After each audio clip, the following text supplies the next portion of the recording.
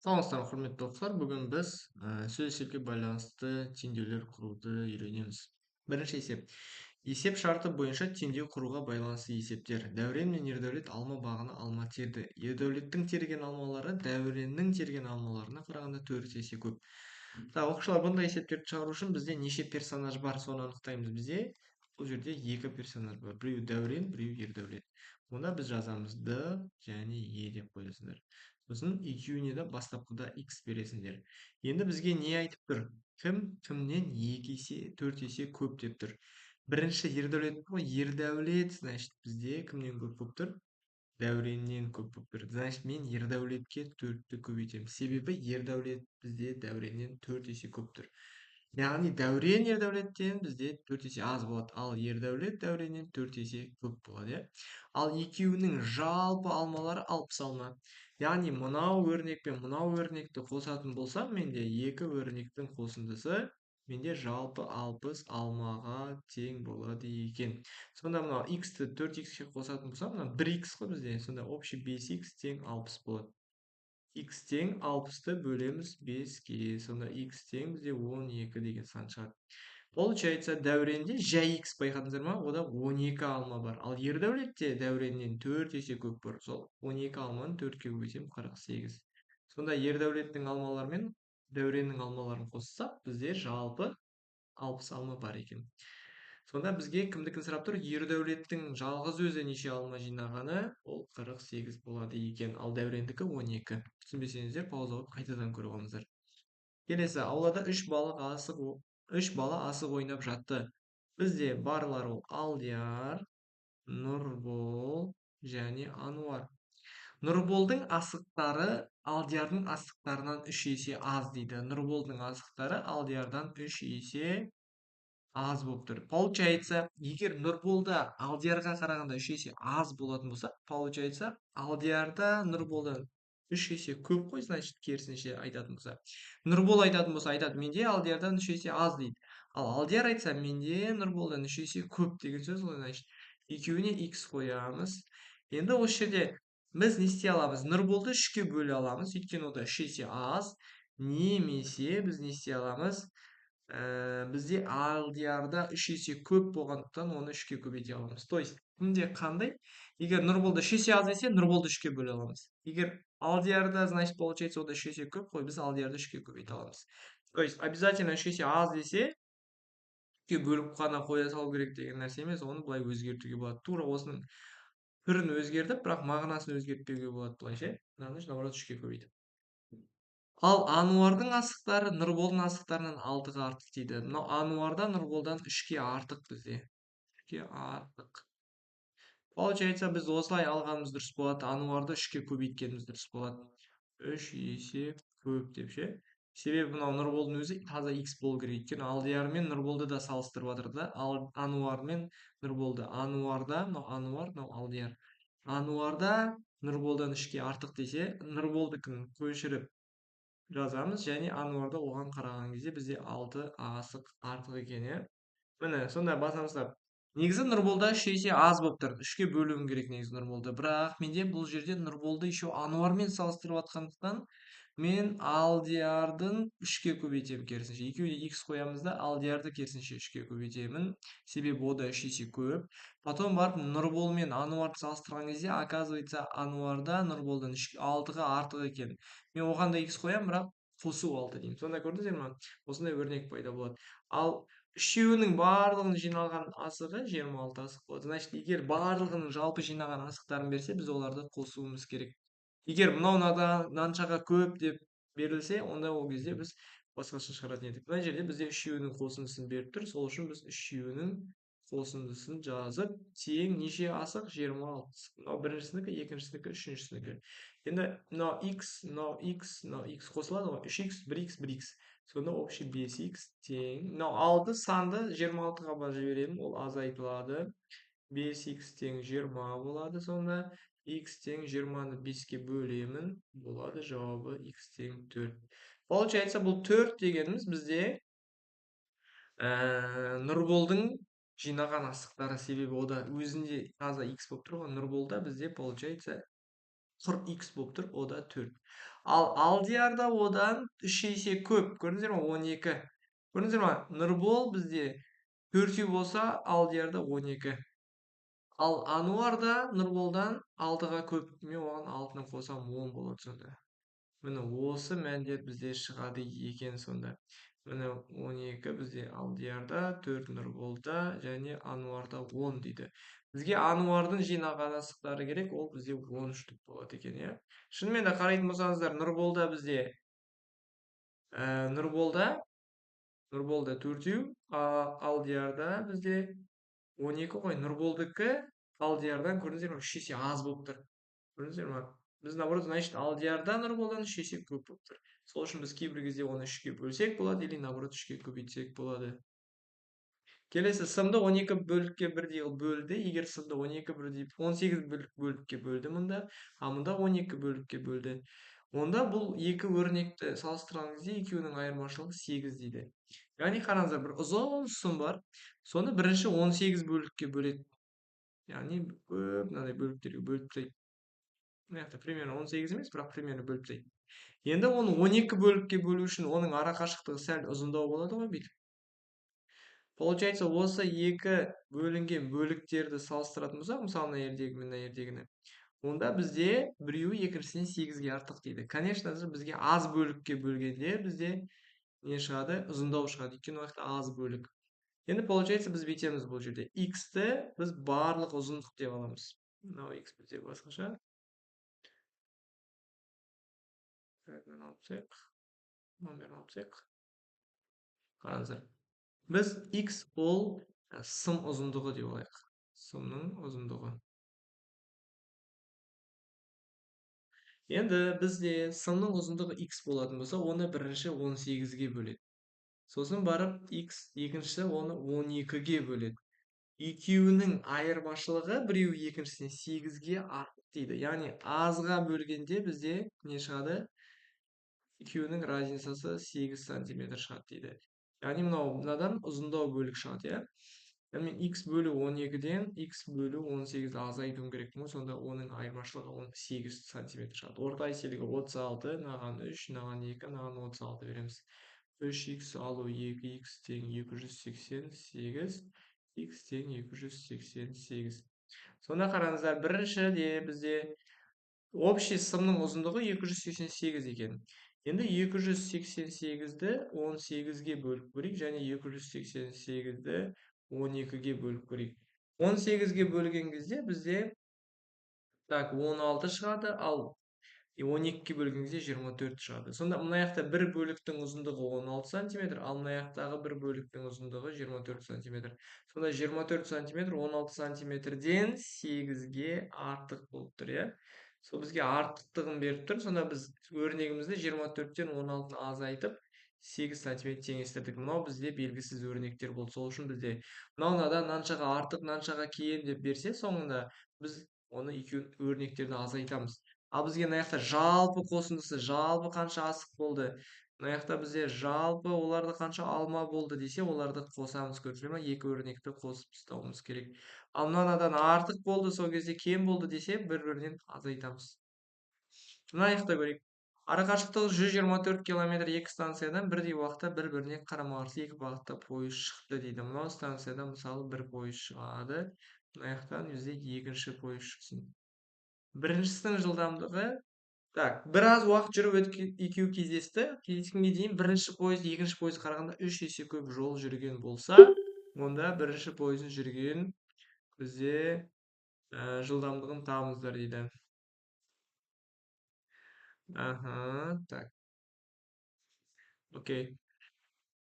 Бұл жерде қараңыздар, екеуіне де x қоямыз. Бірінші пойыз, екінші пойыз. Бірақ дейді бізде бірінші пойыз екінші пойызға қараған кезде ол 3 есе көп жол жүрді. Мынаған қарағанда 3 есе көп жүрді.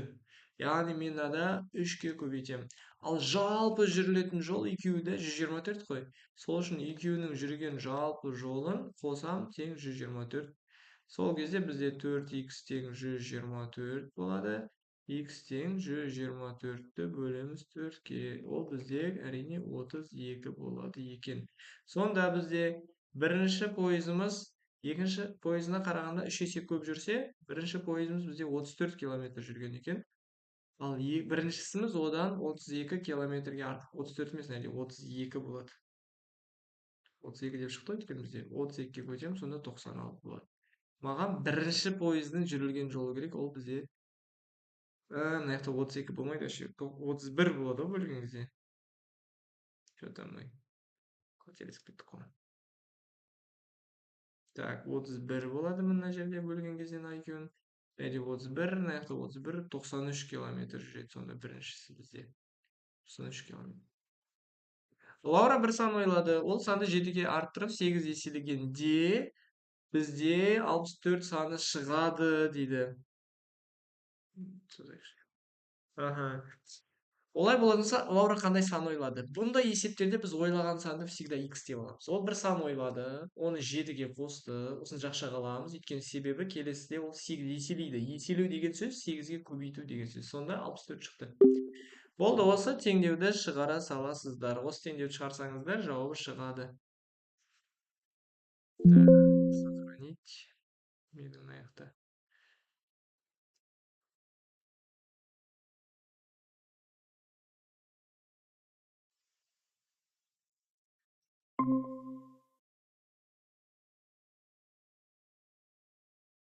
Болмайтын.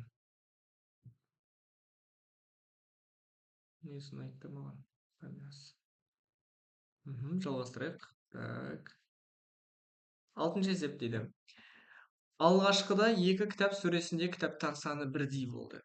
Яғни бізде екі сөре бар. Сөре дегеніміз полка. Бірінші полка, екінші полка. Алғашқыда оларда бірдей болды десе, біз білмейміз қаншадан болғанын, бірақ олар бізде бірдей болды. XX-тен деп аламыз. Одан кейін дейді, 18 кітапты бірінші сөреден алып, дейді, бірінші сөреден біз 18 деген кітапты алып тастаймыз. Оны екінші сөреге қойғанда, осы 18 кітапты алады да екінші полкаға қойып қояды. Сонда екі сөрені салыстырған кезде бізде 3 есе артық болды дейді. Онда бізде екінші сөреде бірінші сөреге қараған кезде 3 есе артық не пайда болды? Кітаптар пайда болды дейді. Мынау, значит, мынадан 3 есе көп дейді. Мынадан 3 есе көп деген сөз, екеуін бөлетін болсам, 3 шығады деген сөз ғой. Бағана мынадан мынау артық десе, азайтатын болсам, сол сан шықты ғой мына жерде бізде. Міне, мынау бірінші бөлік, екінші бөліктен 8 сантиметрге артық десе, екеуін азайтсам, сол сан шығады ғой. Ал мынадан 2 есе немесе 3 есе көп десе, онда екеуін бөлсем менде сол сан шығады. То есть мен x қосу 18-ді x алу 18-ге бөлсем, менде 3 деген сан шығу керек қой. Мынаны пропорциямен мында көбейтіп жіберемін сосын. 3x алу 18. X қосу 18 тең. Мынаны фантамен ашамыз, себебі арасы көбейту бізде. Деп, ары қарай осы теңдеуді шығарамыз. 54. 3x мында барады, 18 мында барады. X-тан 3x-ті азайтам, 18-ден 54-ті азайтам. Так. 3 есе артық кітап. Ондағы кітаптар саны 18, 30, 54. Наоборот, плюстағы бізде көп болады, иә? Так, где чуть-чуть неправильно. X қосу 18-ді бөлеміз x алу 18-ге тең болады 3. X қосу 18 тең 3 x алу 18. Мынаны пропорциямында көбейтеміз. X қосу 18 тең, әр қайсына фантоммен көбейтеміз. 3x алу 54. 3x мында барады, 18 мында барады. X алу 3x тең минус 54 минус 18 болады. Таңбалар өзгереді, минус 2x тең минус 72. 2 минус плюс болып кетеді біріншіден. Екіншіден 72-ні 2-ге бөлеміз. X тең 36 болсында. Получается бізде бірінші полкада басында 36-36-дан болған екен. Сосын мынадан 18 алып тастап, мынаған 18-ді қосқан кезде, мынада 18, а мынада 54 болады. Сонда 54 18-ден 3 есе көп, көрдіңіздер ме? 54-ті мен егер 18-ге бөлдім, көрдіңіздер, мынаған бөлдім. Ол бізде 3 шықты. Немесе бұның екінші тәсілі бар шығарудың. То есть x алу 18 и x қосу 18 болды ғой. Екеуі тең болу үшін менде мынадан 3 есе көп. Мен онда мынаны 3-ке көбейтуім керек болмады. Мына бүйтіп ашқан кезде 3х алу 54 тең x қосу 18 деп та шығаруға болады. Мында азайтылады, мында қосылады. 3х алу x тең 18 қосу 54 болып шығады сонда. 2х тең 72, x тең 36 болып та шығады екен. Алғашқыда бізде оларда 36 кітаптан болған екен. X-тің қандай мәнінде өрнектері тең дейді. Бұл екі өрнекті теңестіре саласыңдар да теңдеуді шығара саласыздар. Қосу 3 деп. Сосын X-тің мәнін табасыздар. Бірінші астық қоймасында 210 тонна, екінші астық қоймасында 280 тонна бидай болды дейді. Біріншісінде 210 тонна, екіншісінде 280 тонна. Астық қоймаларының біріншісінен 2 тонна, ал екіншісінен 7 тонна әр апта сайын алынып отырды. Екі қоймада астық саны қанша апта өткен соң теңеседі. X-ті біз аптаны X деп аламыз. Мысалы, бір апта алатын болсаң, мысалы, 210-нан просто 2-ні ала саламыз, иә? 2 апта бойы алсаң, бірінші апта 2 тоннаны аласың, келесі апта тағы да 2 тонна аласың. 3 апта алатын болсаң, онда 2 азайтасың, 2 азайтасың, 2 азайтасың. Яғни біз қанша азайтатынымызды, қанша апта екенін білмейміз ғой, бірақ қанша апта алсақ, соған біз 2-ні көбейтеміз. Мына жақта бізде қанша апта алсақ, сонша x-қа көбейтеміз, 7x. Мысалы, 10 апта алса, апта сайын 7 тоннадан 70 тонна азайтамыз. Мына жақта 10 тоннадан, 10 апта бойы 2 тоннадан алсаң, 20 тонна болады, иә? Так, сол үшін мына жақта жауаптардың орнына қоя салуға болады. Мысалы, допустим, 7 апта бойы алды деп алайық. 210-ды азайтам, 2 тоннадан 7 апта бойы азайтты. 14 тонна. Мына жақта 280-нен 7 апта бойы азайтса қанша болады? 7-7-ге көбейтемін. Қанша болады екен? Яғни шықпайды. Себебі мына жақта 49, 280-нен 49 азайтсам 231. Ал мына жақта менде 194 болып қалады екен, иә? Бұл болмайды. В ответ болмайды, короче. Одан көбірек керек. 10 болсын. 210-нан 10 апта бойы 2 тоннадан алсам, 20 азайтам, 190 болады. 10 апта бойы 7 тоннадан алсам, менде 210 болады, иә? Болмайды. Болмайды. Көрдіңіз бе? Бұл жерде обязательно теңдеу құру деген емес. Орнына қойып та осылай логикалық түрде табуға болады. Ну, давайте, так. 14-ті көрейік ал, 14-ті. 210 көбейту 2 көбейту 14, 280 алу 7 көбейту 14. Так, мында 210-нан азайтамыз 28-ді, 280-ді азайтамыз 70, 98-ді. Мында шығады 210-нан азайтсақ, біреу береміз 2, 182, мына жақта 2, 17, 182. Көрдіңіздер ма? Екі қоймадағы астықтар қашан бірдей болады? Егер де біз 14 апта бойы біріншісі қоймадан 2 тоннадан 14 апта бойы алсақ, екінші қоймадан 7 тоннадан 14 апта бойы алған кезде екі қоймадағы астықтар теңеседі. Ал теңдеуі былай болады бізде. 210 алу 2х дедік қой, тең болады 280 алу 7х. Алу 7х мында барады, алу 2х мында барады, иә? Ой, 210 бізде мында барады.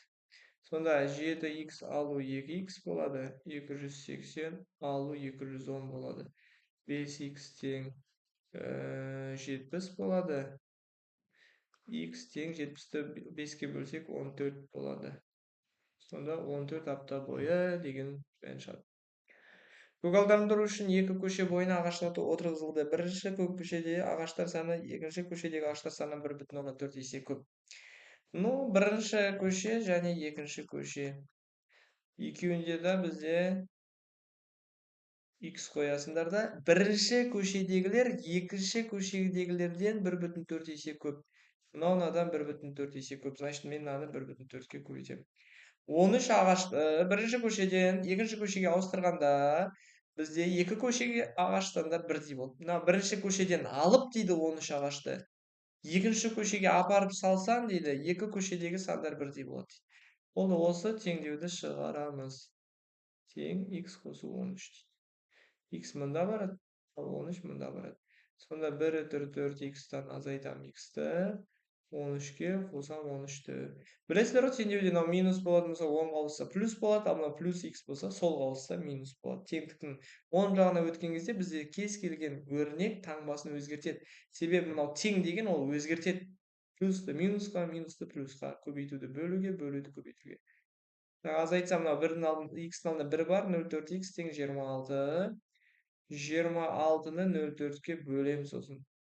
Бұл деген сөз үстінде астында 10-ға көбейтсем, 260 бөлу 4. 2-ке қысқартамыз 130 бөлу 2. Бұл дегеніміз 65 деген сөз. Получается, бізде басында екінші учаскеде бізде қанша болды? 65 ағаш болды. Ал біріншісінде бізде 1,4 есе көп, чем 2-ге қарағанда, яғни 65-ке көбейтем. Так, 65-ке көбейтеміз 1,4-ті. Көбейтіп көрейік. 0, 2 ойда 24, 26, 5, 6. 0, 1 ойда 80, 91. 91 ағаш болған екен. Тексереміз ары қарай.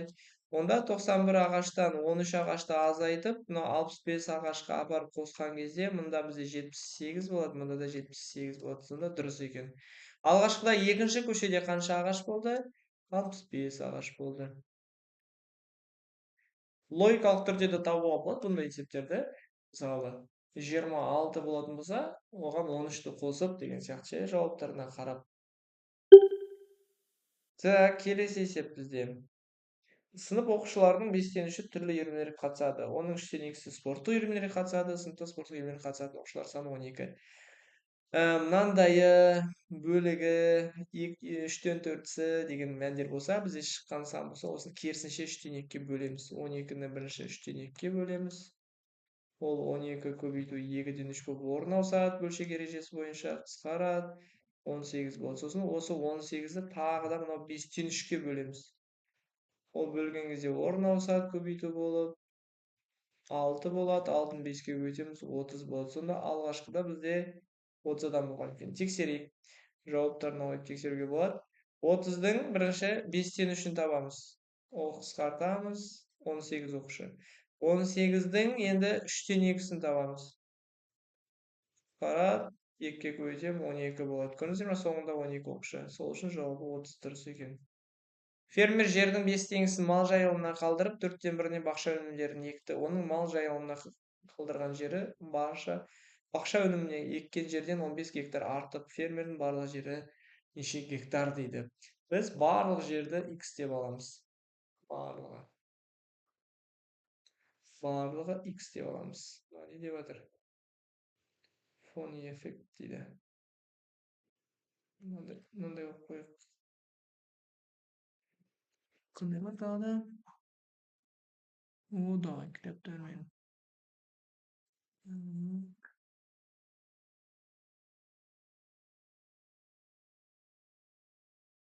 Природа дейді.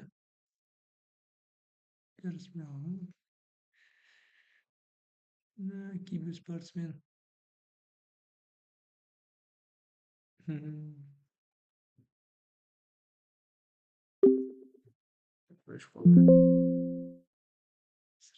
Вернуться.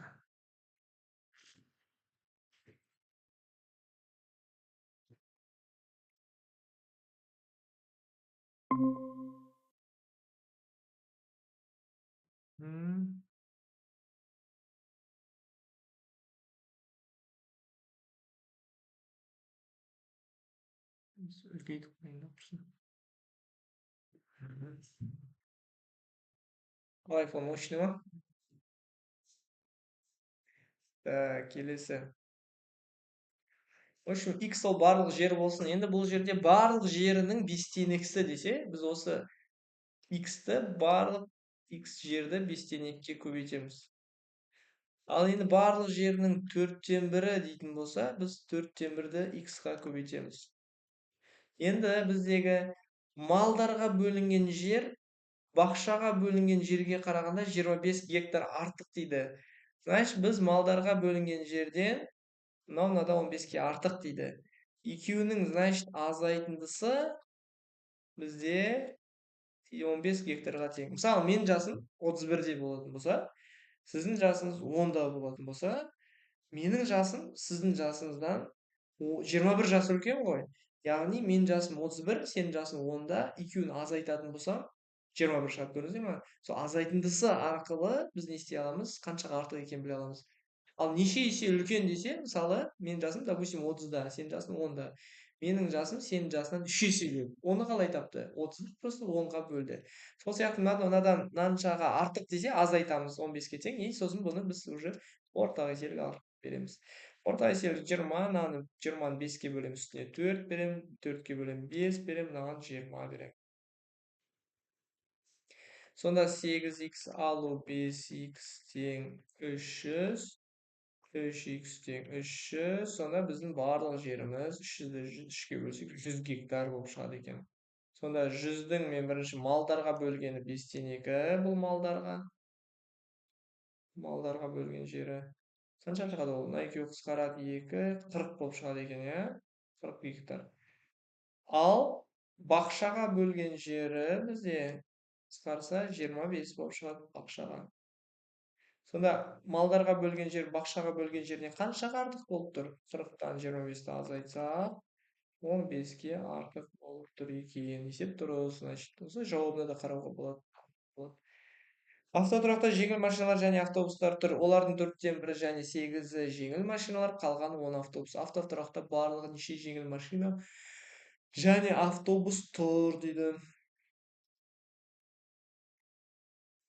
Олардың 4-тен 1 және давайте X ол барлық машина болсын бізде. Барлығы. 4-тен 1 және 8 машина дейді. X-ті мен 4-тен 1-ге көбейтем және плюс 8 машина. Жеңіл машиналар мынау бізде. Қалғаны автобус дейді. Значит, бізде қалғаны автобус болса, барлық машинадан жеңіл машинаны азайтып тастасам, менде қалғаны автобус шығады екен. Давайте осыны шығарып көрейік. X алу 4-тен 1 X алу болып кетеді, себебі жақшының алды минус қой. Тең 10. 8 мұнда қосамын, мыналарға орта есеп береміз қазір. X алу 4-тен 1 X тең 18. Орта еселігі, бөлімде 4 қой, 4-ті берейік. 4, 1, 4. Сонда 4X алу 1X тең 72, 3X тең 72, X тең 72-ні 3-ке бөлсек, 24 болып шығады екен. Бұна қараңыздар, барлығы 24 бар екен. 24-тің 4-тен 1-ін көбейтем. Менде ол 6 шығады. 6 еще 8 дейді, сонда 14 жеңіл машина бар. Ал 10 автобус бар. Қосындысы маған неше беріп тұр? 24-ті беріп тұр екен. Сәл енді күрделілеу. Дана бір сан ойлады. Мына сенен жақсы көретін есептердің бар ғой. X деп ойлаймыз, бір сан ойлады. Ойлаған санды 14,8-ге қосты дейді. 14,8-ді қосамыз. Одан шыққан қосындыны 3,56-ны азайтты. Мынаны шыққан кезде жақшаға алып отырсаңдар да болады. Содан азайтқан кезде бізде неше шықты дейді? Тең 75,29 шықты. Ол мына жаққа қосасыңдар, мына жақтан шыққан санды азайтасыңдар, жауап шығады сонда. Екі дысқа 8,9 литр май құйылды. Бірінші дысқа құйылған май, екінші дысқа құйылған майдан мынаншаға артық дейді. Бірінші ыдыс, екінші ыдыс. Так, бізде жалпы екеуіне бірінші X-ті X деп қойып аламыз. Бірінші ыдыс, екінші ыдыстан қаншаға артық? Бірінші ыдыс, екінші ыдыстан 2,5 артық. Значит, 2,5-ті қосамыз. Сонда мынау өрнек пен мынау өрнек бізде екеуінің қосындысы жалпы бізде қанша литр бар? 8,9. Екі өрнекті қосамыз. Бізде бірінші, екіншісі. Тең жалпы 8,9 литр бар. Сонда мына X пен X қосылады, 2X болады. 2,5 8,9-дан барып азайтылады. Сонда 2X тең бізде 6,4, 2-ке бөлемін 3,2 болады. Сонда бізде мынада басында 3,2 литр болды. Мынада бізде сол сияқты, бірақ 2,5-ға артық. 5,7 болды. Екінші ыдыста бізде 3,2 литр ыдыста май болған екен. Саяхатшы 2 күнде мынанша жол жүру керек еді. Екінші күні ол бірінші күнге ғана мынанша кем жүрді дейді. Бірінші күн және екінші күн. Екінші күні бірінші күнге қарағанда 2,8, 2,3 кем жүрді. Тура жаңағыдай екеуіне X қоямын, бірақ бұл жерде уже екіншісі аз қой, бұдан азайтам 2,3-ті. Ал жалпы жүрген жолы мынау. Сонда екеуін қосамын. тең 27,3. Пауза қойып осыны шығарыңыздар. Мына екеуін қосасыздар, мына аяққа барып қосу болып барады. Шыққан сандардан азайтсаңдар екінші жол шығады. Ал x-тің өзі бірінші жол. Бізге как раз бірінші жолды сұрап тұр, и соның ответін белгілейсіздер. Отын қоймасына 3 машина мен 15 тонна көмір әкелінді дейді. Жалпы 15 тонна әкелінді. Енді қараңыздар, бізде 3 қойма бар, иә? 3 машина бар. Бірінші машина, екінші машина және үшінші машина. Бірінші және екінші машинамен әкелінген көмір өзара тең дейді. Бірінші мен екіншісін x деп қоямын. Өйткені олар өзара тең. Үшінші машинамен әкелінген көмір бірінші машинамен әкелінген көмірден 1,5 тонна артық дейді. Мынадан 1,5 тонна артық дейді. Значит, x деймін де, оған 1,5-ді қосамын. Көрдіңіз бе? Өйткені үшіншісі артық болып тұр 1,5-ға. Болды, үшеуін қосқан кезде менде жалпы неше тонна көмір бар еді? 15 тонна бар. Мынау 3x қосылады, 3x болады. 1,5 анау 15-тен азайтылады. 3x тең 13-та 5 болады. Ол 13-ті 5-ті мен бөлемін 3-ке. X тең сонда 4,5 болады. Сонда мынау күні 4,5 тонна, мынау күні 4,5 тонна, ал мынау күні 4,5-ке 1,5-ті қосам 6 тонна болады екен. Маған қайсысын сұрап тұр? Екінші машинамен неше тонна көмір әкелінді? 4,5 тонна көмір әкелінді.